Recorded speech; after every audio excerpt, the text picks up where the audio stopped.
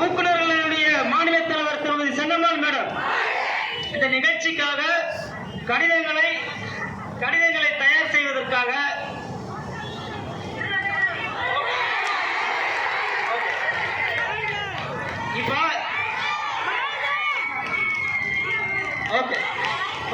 இப்ப நாம்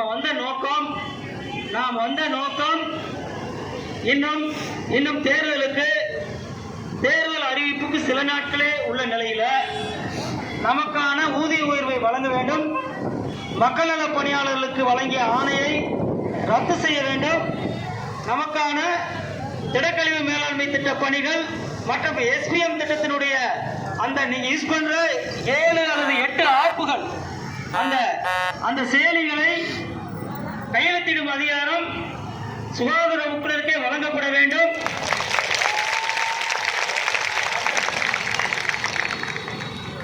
பாதிக்கப்பட்ட சுகாதார ஊக்குநர்களுக்காக 4 ஆண்டுகள் கேட்டுட்டு இருக்கோம்.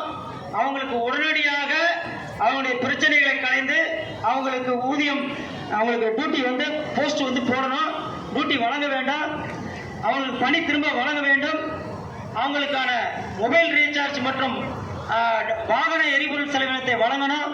இப்படி பல கோரிக்கைகள் இருக்கு.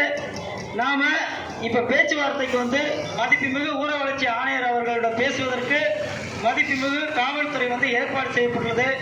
தேர்தல் நேரத்திலே நமக்கு இப்படி ஒரு அனுமதியை கொடுத்து நமது கோரிக்கைகளை இந்த அரசிடம் சொல்வதற்கு காவல்துறை மிகப்பெரிய பாலமாக அமைந்துள்ளது. கடந்த 3 மாதங்களாக காவல்துறை பலகட்ட போராட்டங்கள் சென்னையிலே நடந்து கொண்டே இருந்தது. செவிலியர் போராட்டம் முதல் தூய்மை பணியாளர் போராட்டம் வரை அத்தனை போராட்டங்களுக்கும் தங்களுடைய சுக துக்கங்களை மறந்து இந்த போராட்டங்களுக்கு பின்னாலே சென்று பல பிரச்சனை ஒரு ஓய்வில்லாமல் உழைத்த காவல்துறைக்கு மிகப்பெரிய நன்றியை காணிக்கிறேன். இப்போ பேச்சுவார்த்தை கூப்பிட்டுருக்காங்க. நாங்க பேச்சுவார்த்தைக்கு 7 பேர் போயிட்டு வர வரைக்கும் யாரும் எங்கும் கிடையாதீங்க. பேச்சுவார்த்தையில் உடன்பாடு ஏற்படாவிட்டால் என்ன முடிவுன்னு இருக்கும். அது வரைக்கும் எல்லா மாவட்டங்களும் பேசிக்கிட்டே இருக்கு. அரியலூர் மாவட்டம் எல்லாம்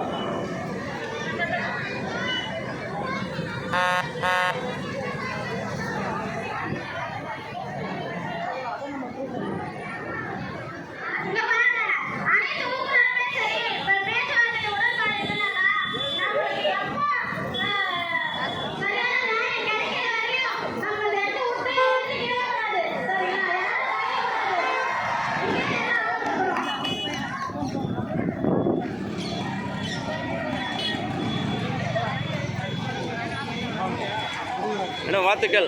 இதுவரைக்கும் வெற்றி பெறதுக்கு வாழ்த்துக்கள். நன்றி சார்.